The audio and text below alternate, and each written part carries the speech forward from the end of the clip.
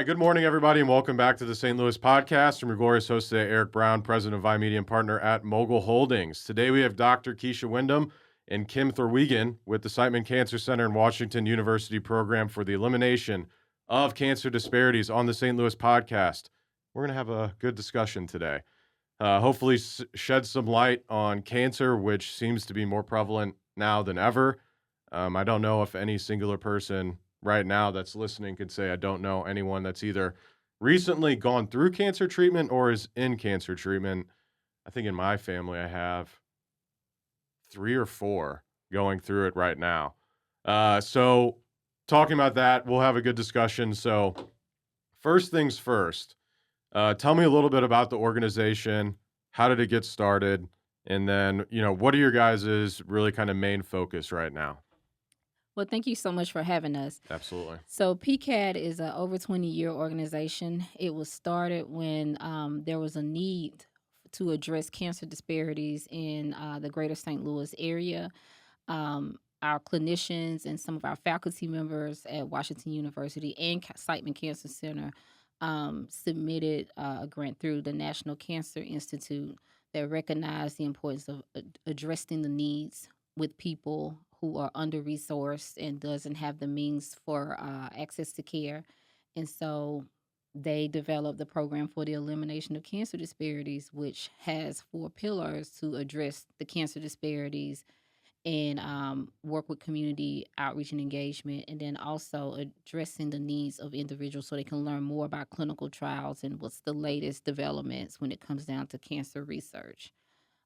And also, we pride ourselves on evaluating our outcomes as it relates to cancer prevention. So Yeah, that's in a nutshell how it happened. yeah, so it's nice that you guys actually measured the outcome because I feel like it's hard for donations and organizations that don't show that kind of stuff, just like a marketing agency would. We have to show where the money's actually going and what's the outcome for that versus, where does the money actually go?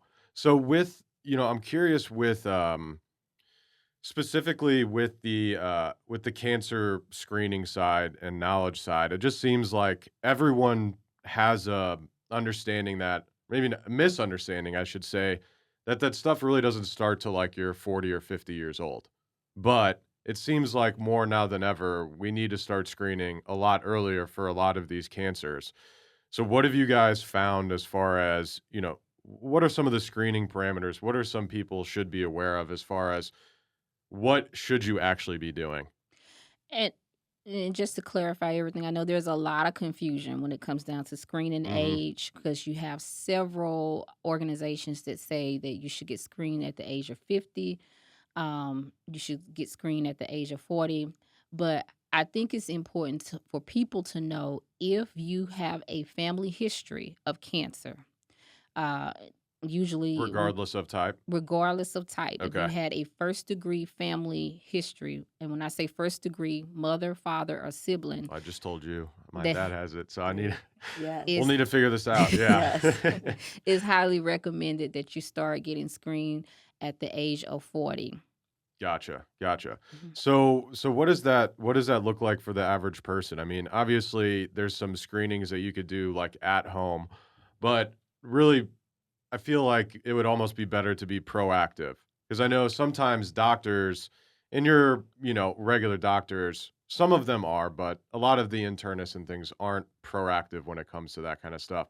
Is there questions you should be, like, asking your doctor or things that you should just be aware of going into it already knowing? It's so important to know, again, the screening age. Mhm. If you are seeing a provider, it is so important to advocate for yourselves and ask.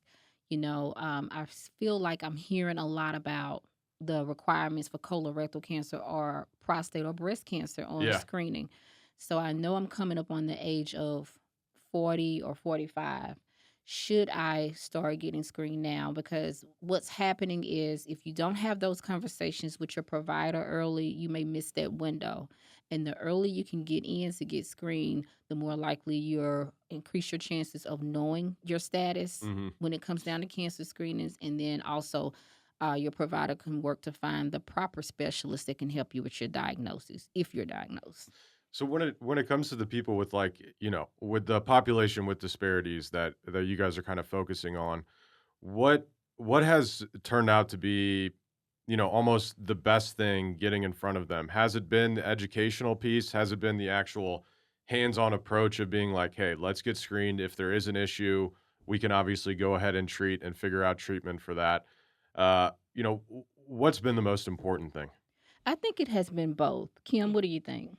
I think the biggest part is getting the right message to Mhm. the right audience at the right time. And so you kind of need to use all of those different elements. When we're on site, it's so helpful. A lot of times when we're on site, we'll have a 12-foot inflatable colon where we can actually walk people That's through the colon interesting. and Okay. show them what happens. Because, as far as colorectal cancer, Mhm. there's people assume when you hear that someone had a polyp in their colon that this is like a mushroom or like some big No one really knows. items, Yeah. right, it just Yeah. you picture it and you picture they cut it away, but in actuality, and that sounds like it may cause discomfort or pain, but, you can be 45 years old, and that's the age you're supposed to start screening, and you may not feel anything. You have a colonoscopy, Mhm. and the doctor is actually in there looking, and what they're looking for, a polyp can be the size of a pinhead. Really? So that's why, most colon cancers are slow growing. That's why they do start screening at, 45 instead of earlier ages unless there's issues. But when they go in there and they see a pinhead sized polyp, they're able to remove it or remove any other polyps they see. And that right there could be the prevention of cancer you needed. But then they're also seeing how often do you need to be screened again when, some people may need to come in every 5 years. Mhm. Yeah. If you had no polyps and you're great and everything was clean, then you get to be on the 10-year plan. You won't have to worry about it for another 10 years. Unfortunately, there's so many people that just can't talk about colonoscopy, can't do it, won't do it. Maybe, financially they can't, maybe they don't have access, can't take off work because it's a procedure. There's many reasons. And so for those people, the best thing is to take a at-home colon cancer screening kit. We provide them in our communities for free. Most people can also get them through, their providers. But again, we're dealing with, populations that don't have providers, don't have access, don't have Yeah. transportation. That's So, exactly what I was gonna ask about is the access situation itself is a problem. right, Because if you don't have if you don't have somewhere to go, where are you gonna go?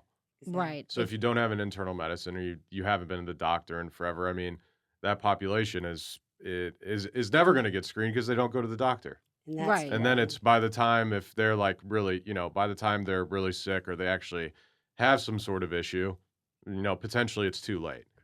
Correct. Correct. And that is part of the reason why I love working with PCAD is the fact that we ask and encourage our community members if you have not received screening or if you don't have a provider or you're not in the hospital system, we have events that are going on around the community where we're offering these free screenings. So you can come. We try to work strategically with our partners that are organizing these events to make sure that they reach out to the community and they spread the word. We just, for example, finished up an amazing event, and kudos to Kim for the hard work that she's done Yeah. along with me at Jubilee Community Church, which is located in St. Louis City. Mhm. And there Where is Jubilee? is out on North Grand Avenue. That's considered as the part of the west end area off Grand. Okay. Yep. Yeah. I know. Yep. Okay. And so we offered free colorectal take home kits. We offered prostate cancer screening through the blood draw, the PSA. And we had a really great turnout. And then Jubilee actually advocated and encouraged individuals around the community come to the event because we offer free clothing giveaway.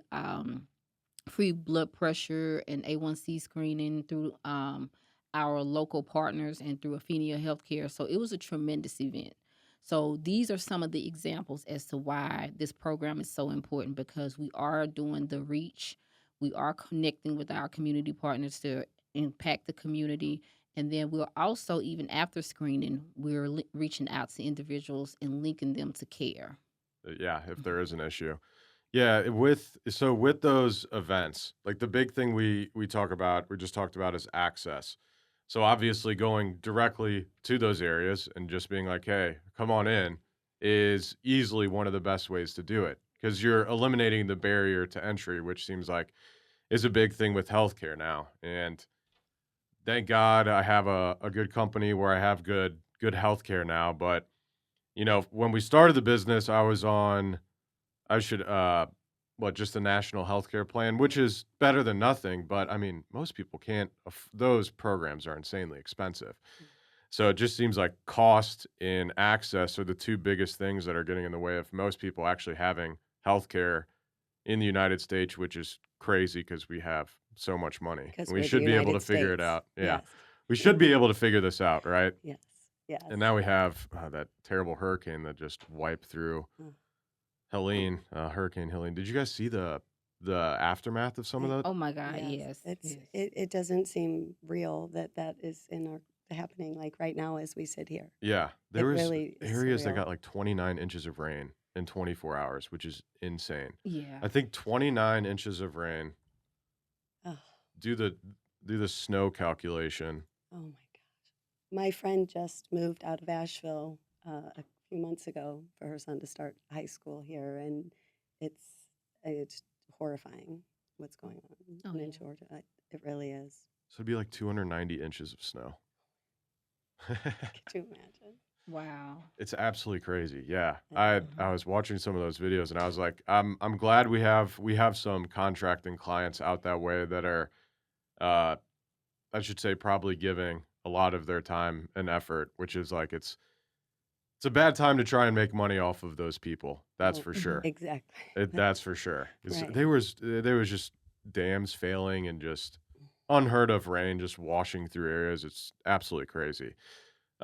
Anyways, off track. So, You're fine. so with the access side of things, that's great that you guys are doing that. Now you guys also talked about the van. Tell us about this. We are so excited about the rollout of our first community outreach van. It's been a long time Now coming. is it a van? Is it an RV? What It's are we talking? What's the size here? like a medical van. It's a little bit under the weight of a traditional CDL van, Okay. but it is rather large. Our van will be the healthcare on the move van that's been in the making since 2022. We first started kicking off the initial planning of the van, but on the inside, we will be offering our initial screenings, which include prostate cancer through the blood draw, and then the colorectal take home test, which Kim does so well administrating. And we will also provide other screenings like blood pressure, glucose, A1C, and so we're very excited about it. It's been a long time coming, and it will help us reach our 82 county catchment area. So we have a large catchment area that comprises of 42 counties on the Missouri side and then 40 counties on the Illinois side.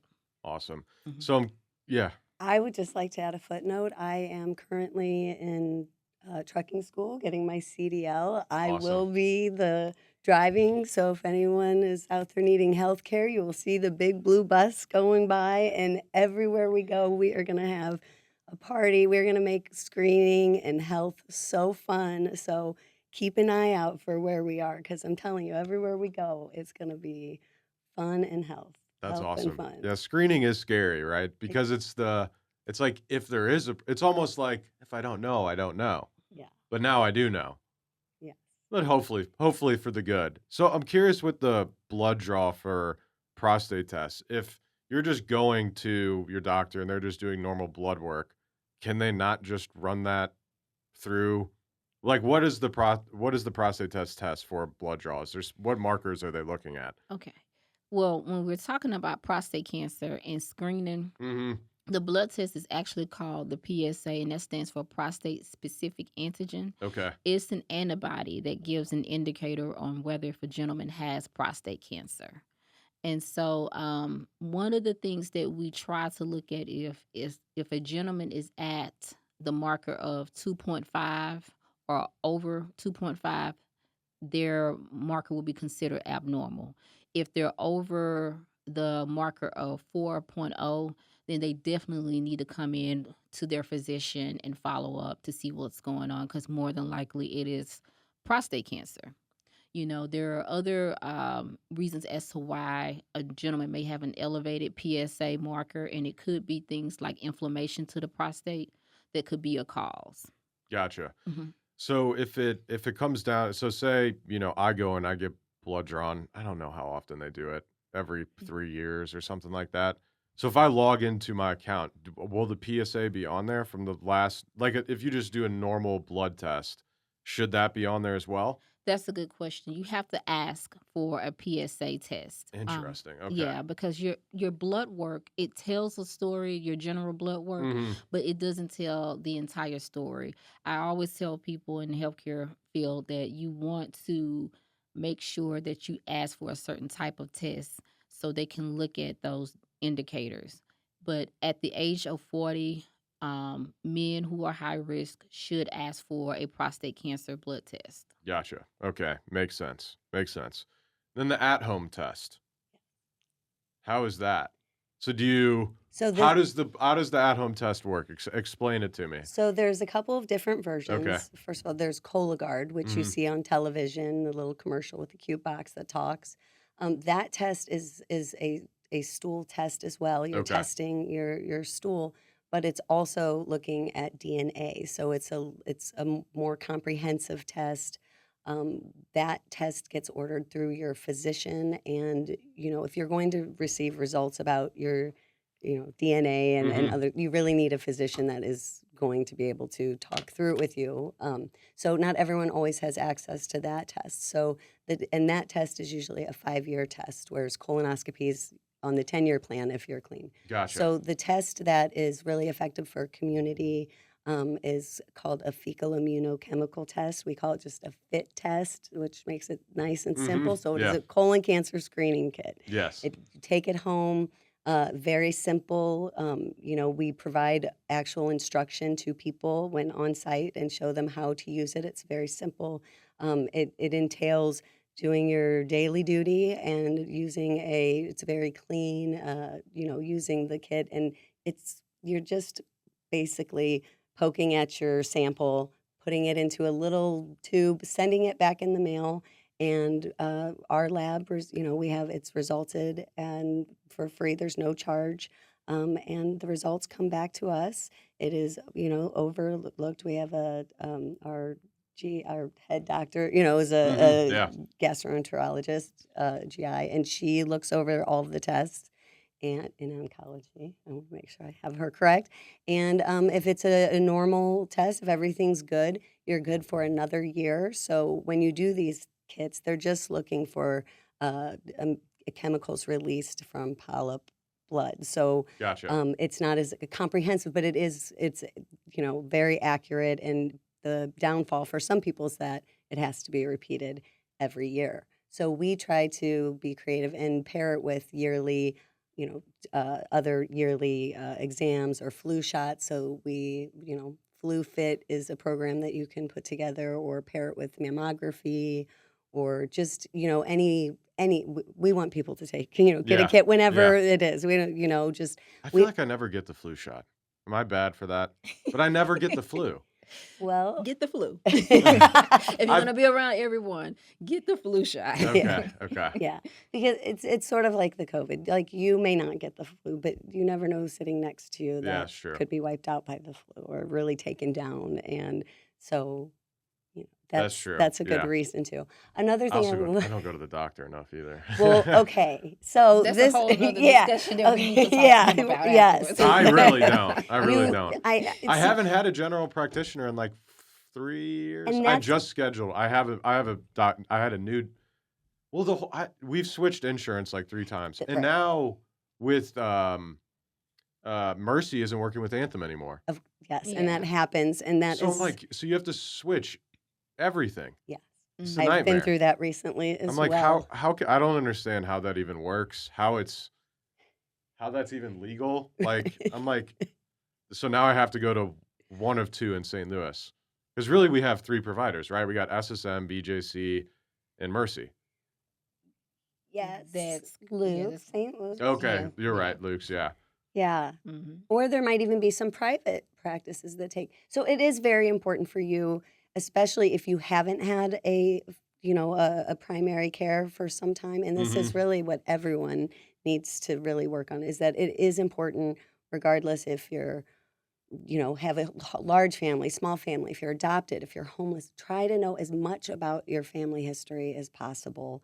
And also, the most important thing is to be educated about screenings, about prevention. So when you do go to the doctor, you know what you need. You know where you are in your health care continuum. What do I need to do? Mhm. I'm 40. I need to make sure to ask for this. And also, don't forget that doctors work for you, just like any other profession. So when, people sometimes feel that what the doctor says, "Oh, you're fine, don't worry about it." Yeah. That no, they work for you, and if you feel something, you're the greatest, storyteller of your own body. So, make sure that you're heard, make sure that you ask the questions, and there's a lot of healthcare out there. So if you're not getting the care you need, then look elsewhere, Yeah. keep looking. And or if you're not for sure, there are organizations that can advocate on your behalf. We have some amazing cancer advocates from different organizations here in St. Louis. I can't say enough about the work that's been done with like Cheryl Jackson from the Breakfast Club of St. Louis, Valita's Hope, the Empowerment Network that specializes on prostate cancer, and they've been doing this for 16 years because the primary founder of the Empowerment Network, he was diagnosed with prostate cancer. So we're fortunate to direct community members once they have like an abnormal finding to these organizations, and they're willing to work and go to the doctors with them. So if they have questions, they can act as an advocate on their behalf. I was gonna say, 'cause advocacy is huge. Because I know with, like, my whole mom's side of my family, we got a physical therapist, occupational therapist, my mom's a speech therapist. So they're all if anybody's in the hospital, they're all on the doctor, nurse, whoever it is, ass the whole time, You have to making be. sure that You have everything's to. getting taken care of, but I feel like the average person, maybe they do have an advocate, but it's not someone that's really gonna be knowledgeable in what they need to be knowledgeable in. Um, so if someone needs an advocate, where should they go for that? I think the best thing to do is like if you're going to the hospital system, Mhm. it's always good to connect with a social worker or a case manager who can advocate on Are that. they in the hospital themselves? Are they They're in the hospital, okay, yes. But when it comes down to like if you're out in the community and you've never been in a hospital system, it is always good to utilize those advocates that I just mentioned. Um, in terms of cancer, they're really good in really talking to the providers on the patient behalf. got it, Mhm. got it, yeah. It did. My dad was actually he had a bursted, what's the thing that everyone it bursts? Appendix. Yeah, Appendix. appendix, and they were taking forever to diagnose it and then finally once they figured it out, it had bursted. It wasn't terrible and they cleaned it out, but if like they said if it was like a couple more hours, it probably wouldn't be around. But my mom was just in the emergency room at Mercy hammering them to figure it out.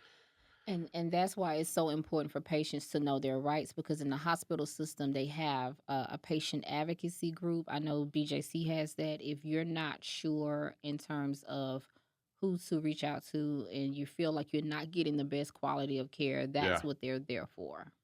Yeah, my parents were pretty pissed about You that. you need to, you I said they really should talk to figure out I mean, write some sort of board or something and at least let it known that this happened. Because if no one knows, no one right. can change anything. Right, right. And people just have to know you have to speak up. You know, you have to remember that when someone's waiting for a doctor to call or you're waiting on results, all the person is thinking about is that doctor calling them, but that doctor's thinking about 200 people. Yeah. Mhm. So don't feel bad to call the office and say, "Hey, I haven't heard from you."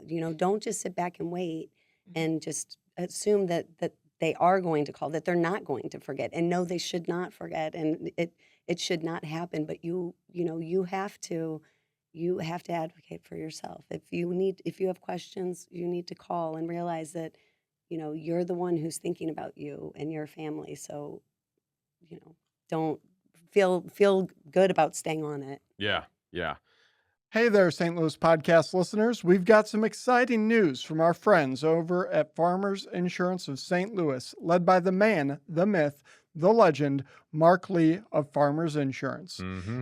If you're looking for a job or to own your own business under a brand that everyone and their cousin is familiar with, Mark Lee with Farmers Insurance of St. Louis is recruiting insurance agency owners here in St. Louis for their Farmers Insurance Mentorship Program. And as many of you are aware, Garrett and I have owned quite a few successful and award-winning businesses over the years.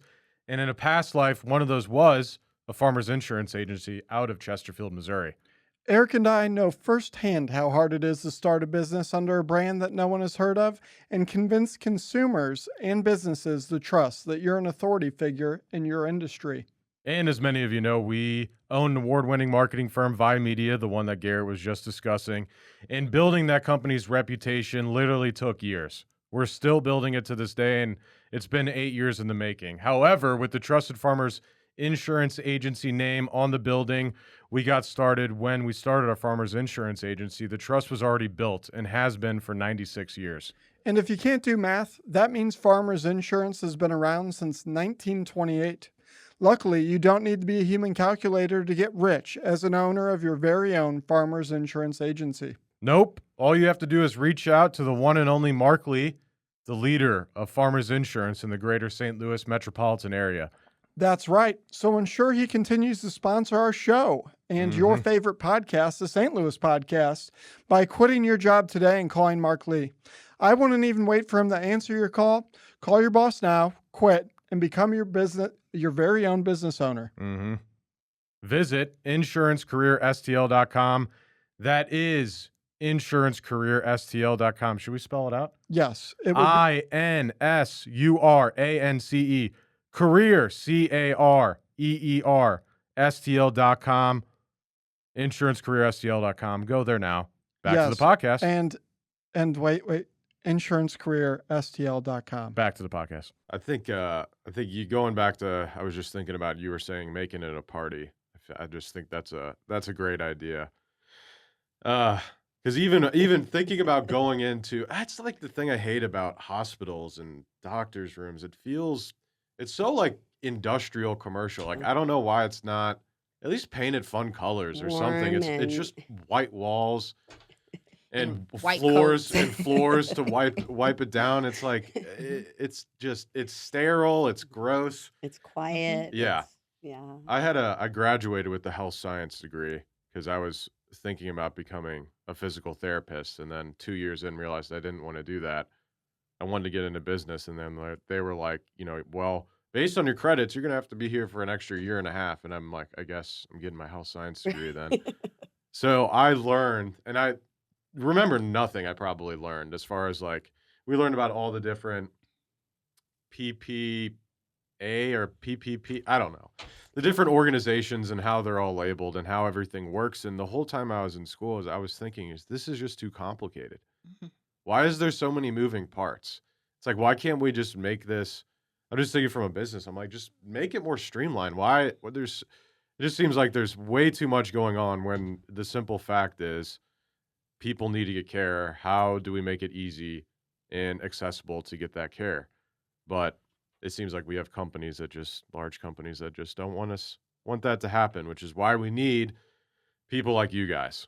Well, it's still so archaic. I've been out in the communities quite a bit, and the best thing that I've gotten to let people know about people's medical history or what's going on in their health history is a red magnet, like pocket magnet, that you put on your refrigerator with a piece of folded up paper that you have for your loved one. Yeah. That says all their, like everything that's wrong with them. So you fold up this piece of paper, put it on your refrigerator, and then you're supposed to place another magnet on your front door so they know to look on your refrigerator. And I just think that cannot. That's a lot. I'm not sure how there's still no way for us to connect our care seamlessly for all of for all of our groups to be able to see what's going on in this person's life. So we're not always starting from zero. So we're not walking into an emergency room for them to just first figure out that this person's a cancer patient. Maybe they're sick from something, chemotherapy induced, or during COVID, we had an issue with that because people on chemotherapy a lot of times will have a fever. It's Yeah. part of their immune response. And so a lot of times people who don't know that would send them away or not have them come for treatment and so I don't know why there's just not one system to look up someone's medical history. I guess because, I mean, I could see someone saying, well, it can get hacked or something like that. I'm like, pretty sure our medical history has already been yes, hacked. yes. And So, And it's also about building trust yeah. because there's a history of fear, especially among certain 100%. groups, especially amongst the minority community. It's all about building trust and making sure that people can trust the medical system in order for them to provide information. But also, we talk about family history, but there are so many people that don't know their family history, maybe because of adoption or what we call mispaternity, hmm and so they're not familiar with if their first degree family members had these Is diseases. there any way to figure that out? I think genetic testing is the only way that you can find out, but genetic testing again, I thought that's it, kind of it comes with a price. right. Yeah, Yeah. it's very expensive, but And I thought the um 23andMe stuff, the genetic testing, isn't like it's accurate-ish, but it's not 100%. It's not going to tell you like the cancers and things like that, I don't think, yeah, of your past relatives and stuff like that. right, and that's why it's so important if you're working with a genetic testing organization. It's so important that your genetic counselor provides you information that can guide you. But again, when you're dealing with people who don't know their family history, that's a Yep. whole different playground in terms of how you can properly map out their cancer diagnosis.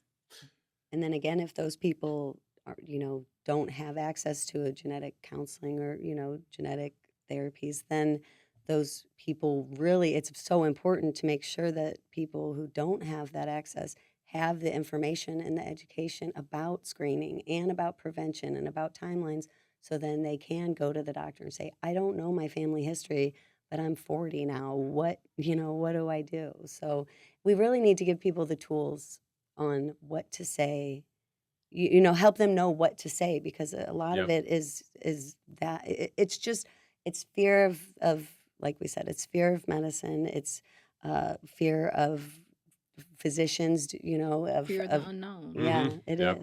it is. But I try to tell people that, especially when it comes to screening, when I'm talking to people that are very resistant to going through, and I try to be blunt sometimes and just say, I promise you a colonoscopy or taking this kit home and doing this is a lot easier, less painful, and less invasive than cancer. Yeah. Mhm. Absolutely. And it's sometimes it takes a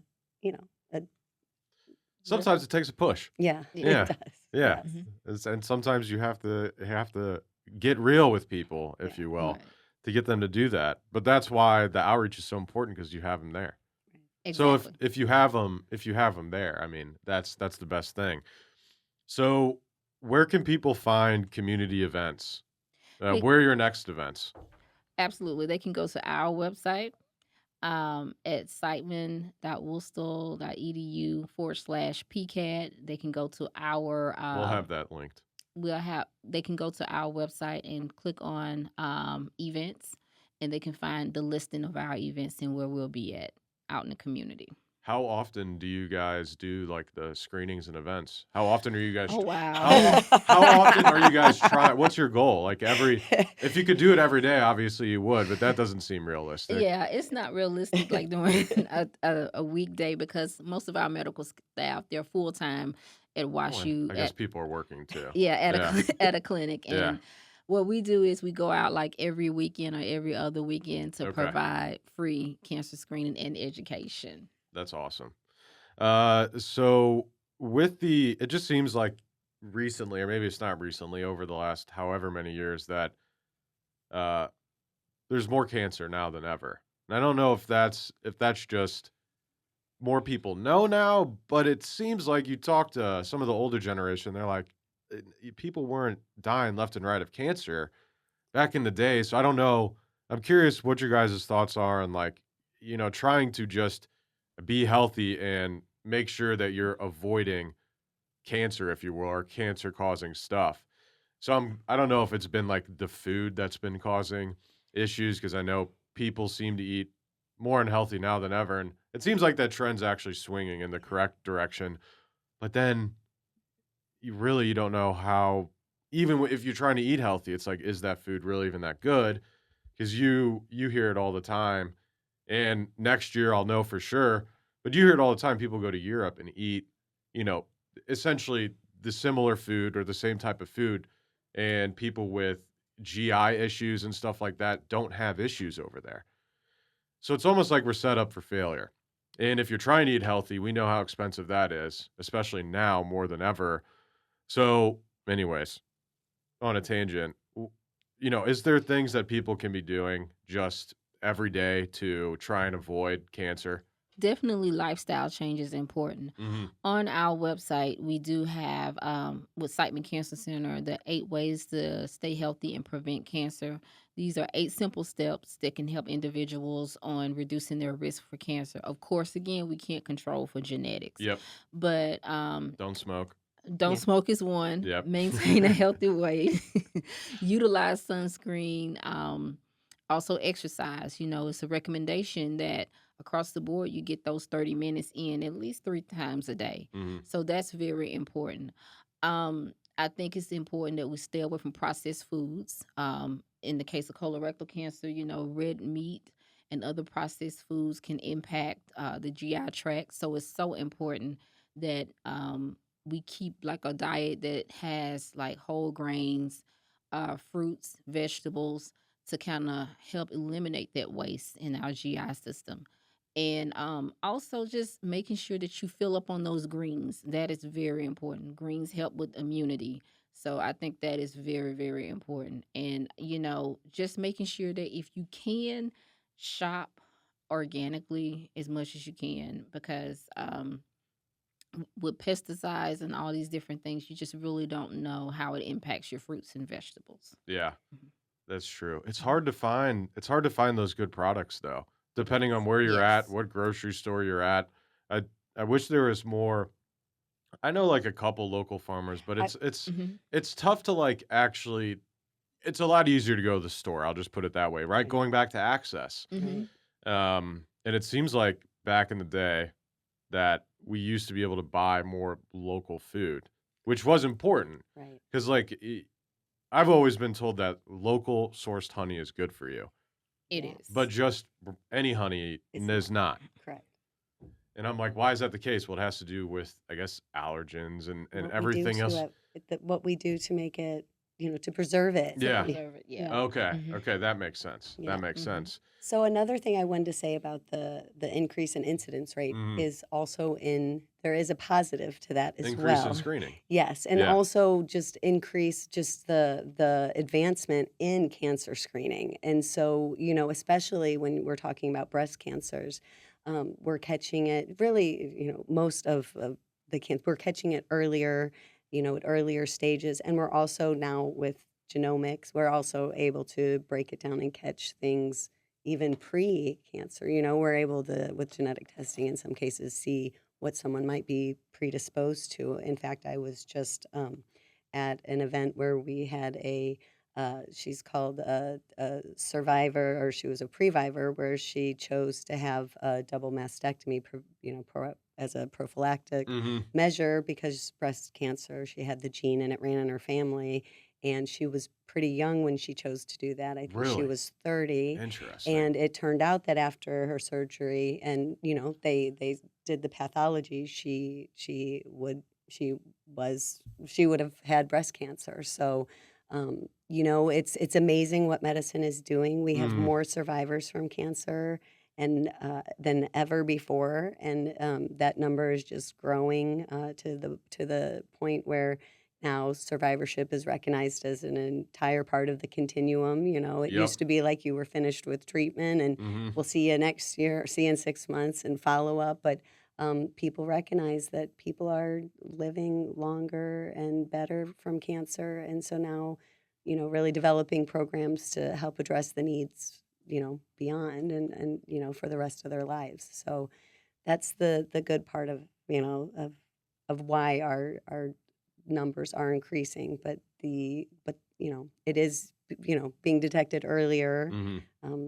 But again, our environment and things that we're doing to ourselves, not getting enough sleep, not leading Sleep's healthy huge, yeah. lifestyles, Mm-hmm. is all a factor. But the good side is that our screenings are getting more advanced and finding things at earlier stages. And making sure, like, what people don't know in terms of, and that's a great point, Kim, like your diet, knowing the difference between acidic and alkaline is so important, because with cancer, it grows in an acidic environment. And it's so important that you have a diet that is balanced, where it's not, you don't have too much acid, but making sure that you eat the foods that kind of fight off those cancer cells that are growing. Interesting. I don't know anything about that. What's alkaline food? Alkaline food would be mainly like if you're drinking alkaline water, it has a certain pH balance in Okay.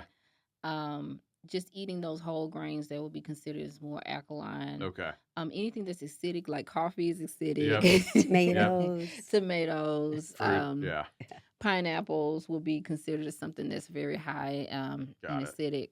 And it kind of relates to like not only just cancer, but other gastro related situations like GERD. Diverticulitis. Yes. I've been interested in having like a GI test done, just to see like a food allergy and things like that. Yeah. I don't know if that's. 'Cause I don't really know where to get that done. Does your normal Well, doctor? I Doesn't think you really should do. start with your Primary primary care. care again. Once you get into Well, I'm one, going- once you find one. I got one scheduled. I have one scheduled. Okay. I think it's next. Mhm. It's next week. It's Right. next week, so I'm going in. Yeah. And as Kim mentioned earlier, it's so important that you have a primary care because they are the ones that can refer you to specialists. Yep. So. No, I need to get my ankle fixed. So Oh, I could tell you a lot about ankle injuries.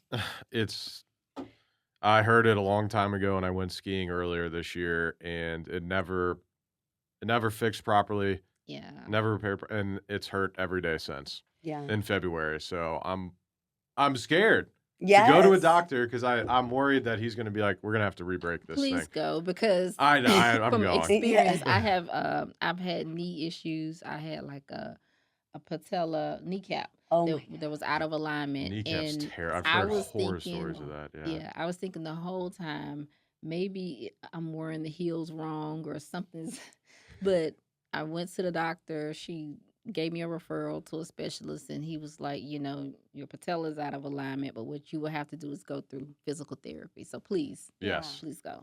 I'm going. Don't worry. I'm getting it taken care of because I want to be able to ski and hike. I won't You tell know. you my story. What's your story? Your ankle? Yeah, it was a 4-year, 3 operation deal. So Ugh. non-weight bearing, 8 weeks at a time. It Oh was my God. it How'd you do that? Was it a car accident or something? the real story. I got home from work. I'd been home for about 5 minutes, and my mom and husband were out front. It was a beautiful day, and we had a football. That's the game, one-handed Yeah. catch, because we were holding a drink The in drink, yeah. our hand, and you can't spill. And he threw it, I threw it, and then he threw it back, and I bobbled it. I hit it up in the air to catch it, stepped in a hole, heard a big pop, and Ugh. that was the rest was history. So it was a sprain, not a break? It was Or- a deep sprain that it was an osteochondral lesion. Gotcha. Mhm. Yes, so it was a sprain that tore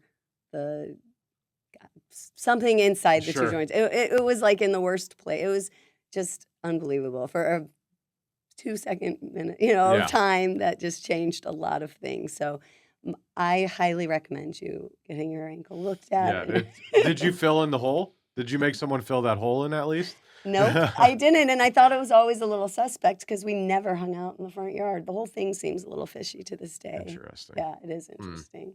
There's a conspiracy here. All right. GetScreenedNow.com. So that is where people can go. What can people go there to do? Obviously, get screened now. Well, what they can do is yes, Yeah, immediately hold your get phone out. screened now. So what they can do is they can go to the website and they can type in their zip code and also click on the link next to the zip code to find out which cancer they would like to be screened for, whether if it's breast, prostate, colon, or lung. And they can find the nearest area or the nearest hospital system where they can go and get screened. Awesome. We'll have that linked below as well. Yeah, I always found, I was always interested in, like, I don't know if you guys remember the movie The Andromeda Strain, which is like a 1971 film, like a satellite crashes or something, and they find an alien substance, and then it's like they bring it to a laboratory. But I was always interested in, like, the deadly virus thing. Yeah. Oh, wow. Outbreak movie, course. Contagion. Yeah. And being an epidemiologist, Yeah. that's kind of that was always my kind of thing I wanted to do. I should have just probably done that. There's no should. You could still. There's plenty. That's of true. time. That's true. I don't know if I want to be an It's- epidemiologist now. I like the movies. Yeah, since we're talking about 70s and 80s, but everything that was made during that time leads up to where we're living now. Hmm. Like, do you remember the movie They Live with Roddy Piper? He was a former wrestler. Yeah. Yeah. And it was based on like Reaganomics and all the different things that were going on and how the homeless population was growing and they were considered the resistance. Hmm. Yeah. I don't know. I don't know why I've seen that movie. My dad probably showed me that movie. You It's know an what? 88 movie. Yeah. Yeah. You know what? We should have all learned from a lot of things we saw in movies, such as Terminator and robots building robots Mhm. and everything else. But we're tearing down our forests that hold our cures for diseases and Yeah. hold animals that hold And then the clues to our AI science. is getting more advanced. Yeah. I Yeah. saw a video yesterday. There's a parent we used to have more so in the South and almost reaching towards Missouri, cypress trees that were like thousands of years old. Yes. Yes. And apparently we just cut all those down. And now they're completely gone. But they're, yeah, we Yeah. did, over the last like 30 years, we've cut them down. We And didn't need them, right? We don't well, know. they were, yeah, the environment or the ecosystem definitely needs Yeah. them. Yeah. Yeah. 100%. But it's just like, I don't know. What are we going to do? I know what we're going to do if you need help with cancer screening. Yes. Yes. We might can't solve global warming. Yes, Yeah. we will. Global warming, but we are here when it comes down to Yes. It is Cancer it is interesting now with the hurricane that came through. Everyone now is more so like, Either maybe we're having a little bit of climate change because things are seeming to get like we're starting to have stronger storms, which I don't like. stronger storms, and then look at how long it has been hot. The weather is like shifting like back and forth. We hardly have a winter in Yeah. like 2 years. It didn't get that No. cold till like I think We've like only had November. ice in Missouri. Yeah. It in did. the We last hadn't couple snow years. in like 2 years or something, 3 years. I- It used to snow. It used to snow. I when remember I snow. was young, you guys are much younger than me, but when I was young, we had like we used to buy these cylinders so we could build igloos. So it was a block maker. You could literally build a tunnel to an igloo. Mhm. It was incredible. But not anymore. Just feel- ice and sludge. Yeah, I feel like it's been. I think the last time I can remember a bunch of snow was like 2013, like probably 10 years ago. Because I was at Yeah. Mizzou at the time, and I remember us getting like 30 inches or something. I And it was remember because crazy. it was a huge storm. It came through Missouri all the way to Illinois, and it was like a state of emergency. Yep. Yeah. It shut down. It was like the first time Mizzou had been closed for snow in like a long time. I Mm. do. A long time. I remember. No one that was going to storm. get to class. Yeah. All right. Wonderful. Anything else before we get out of here? I just want to say shout out to American Cancer Society, Jamie Courier for the Links to Care project.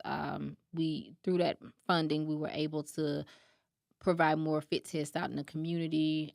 Individuals can follow up with us, and we can link them to care through our gastroenterologist for further diagnostics and screening. She made all of this possible, and she made all of this possible for us to sit before you. Yeah, Yeah. absolutely. No, it's been a good discussion. As always, I've learned some good stuff. And just like you guys, just like everyone else have told me, go get my ankle looked at. So as I'm sitting here saying, go get screened and do Yes. what's good for you, I'm the king of go do it, but I'm not going to do that myself, right? Yep. Get Just do as I screened say, not as I do Ex- sometimes. exactly correct. and get screened now. Yes. Yes, Get screened, screened now. getscreenednow.com. All right, cool. All right, that is all the time we have for today. However, we will be back next week with another episode, new guest, and more of myself. Please visit halfcostudios.com if you're looking to host a podcast here in St. Louis or just need help with distribution. And as always, the best damn marketing company on the planet, Vi.media. Please visit us at Vi.media. You'll have the privilege of speaking to me. That's all the time we have for today. Thank you. See y'all next week. Hey there, St. Louis podcast listeners. We've got some exciting news from our friends over at Farmers Insurance of St. Louis, led by the man, the myth, the legend, Mark Lee of Farmers Insurance. Mm-hmm. If you're looking for a job or to own your own business under a brand that everyone and their cousin is familiar with, Mark Lee with Farmers Insurance of St. Louis is recruiting insurance agency owners here in St. Louis for their Farmers Insurance Mentorship Program. And as many of you are aware, Garrett and I have owned quite a few successful and award-winning businesses over the years. And in a past life, one of those was a farmers insurance agency out of Chesterfield, Missouri. Eric and I know firsthand how hard it is to start a business under a brand that no one has heard of and convince consumers and businesses to trust that you're an authority figure in your industry. And as many of you know, we own an award-winning marketing firm, Vi Media, the one that Garrett was just discussing. And building that company's reputation literally took years. We're still building it to this day, and it's been 8 years in the making. However, with the Trusted Farmers Insurance Agency name on the building, we got started when we started our Farmers Insurance Agency. The trust was already built and has been for 96 years. And if you can't do math, that means Farmers Insurance has been around since 1928. Luckily, you don't need to be a human calculator to get rich as an owner of your very own Farmers Insurance Agency. Nope. All you have to do is reach out to the one and only Mark Lee, the leader of Farmers Insurance in the greater St. Louis metropolitan area. That's right. So ensure he continues to sponsor our show and your favorite podcast, the St. Louis Podcast, by quitting your job today and calling Mark Lee. I wouldn't even wait for him to answer your call. Call your boss now, quit, and become your very own business owner. Mm-hmm. Visit insurancecareerstl.com. That is insurancecareerstl.com. Should we spell it out? Yes. It would INSURANCE, career, CAREER, STL.com, insurancecareerstl.com. Go there now.